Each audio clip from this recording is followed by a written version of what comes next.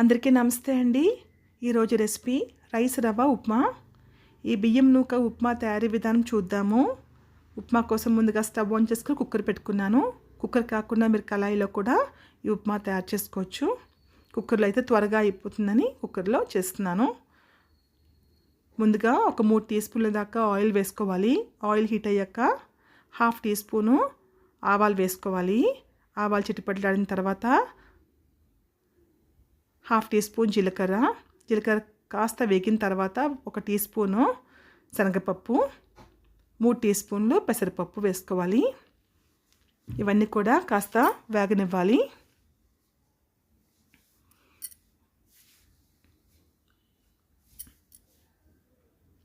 ఇవి వేగిన తర్వాత ఇప్పుడు ఇందులోకి పచ్చిమిర్చి నిలువుగా కోసి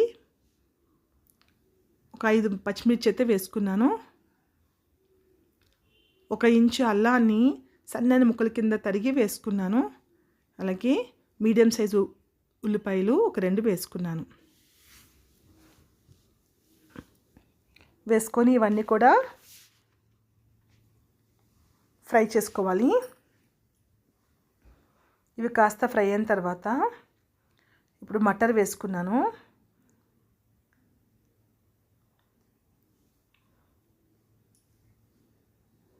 ఇందులో మీకు కావాలంటే క్యారెట్ కూడా వేసుకోవచ్చు. అలాగే గుప్పెడు కరివేపాకు వేసుకున్నాను. ఇవన్నీ వేసుకున్నాక ఈ పోపు అంతా కూడా మాడిపోకుండా చక్కగా ఫ్రై చేసుకోవాలి.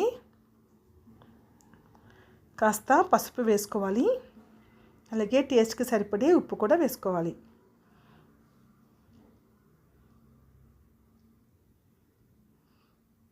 వేసుకున్నాక ఇవన్నీ కూడా ఫ్రై చేసుకోవాలి.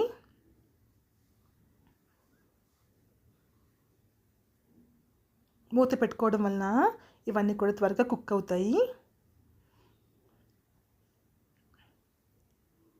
ఒక 5 నిమిషాల పాటు లో ఫ్లేమ్లో వీటిని మాడిపోకుండా కుక్ చేసుకోవాలి. ఇప్పుడు ఇందులోకి మీకు చూపిస్తున్నాను కదా, ఈ కప్తో 1 కప్పు బియ్యం నూక వేసుకున్నాను. వేసుకొని కాసేపు దాన్ని కూడా ఫ్రై చేసుకోవాలి.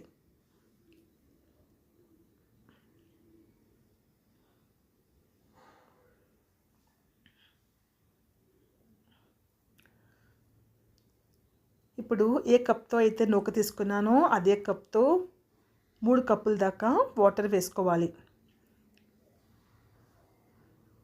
మీకు ముద్దగా కావాలంటే 3 కప్పులు వేసుకోవాలి. లేదు అంటే 2 నుంచి 2.5 కప్పులు వేసుకుంటే సరిపోతుంది. ఇక్కడ నేను 2.5 కప్పులు వాటర్ అయితే వేసుకున్నాను. మీకు ఇంకా ముద్దగా కావాలంటే 3 కప్పులు వాటర్ కూడా వేసుకోవచ్చు. ఈ 2.5 కప్పులు కానీ 2 కప్పులు కానీ వాటర్ వేసుకోవడం వలన ఉప్మా అనేది ముద్దగా కాకుండా నార్మల్గా వస్తుంది. ఒక 5 నిమిషాల పాటు మీడియం ఫ్లేమ్లో కుక్ చేసుకుంటే చూసారు కదా, ఉప్మా అయితే ఆల్మోస్ట్ రెడీ అయిపోయింది. మరి కాసేపు మూత పెట్టుకోవడం వలన ఉప్మా అనేది రెడీ అయిపోతుంది. మరి కాసేపు మరొక 2 నుంచి 3 నిమిషాల దాకా మూత పెట్టుకొని మీడియం ఫ్లేమ్లో ఉంచాను. చూడండి, చక్కగా ఉప్మా రెడీ అయిపోయింది కదా. ఇప్పుడు ఫైనల్గా ఇందులో గీ వేసుకోవాలి.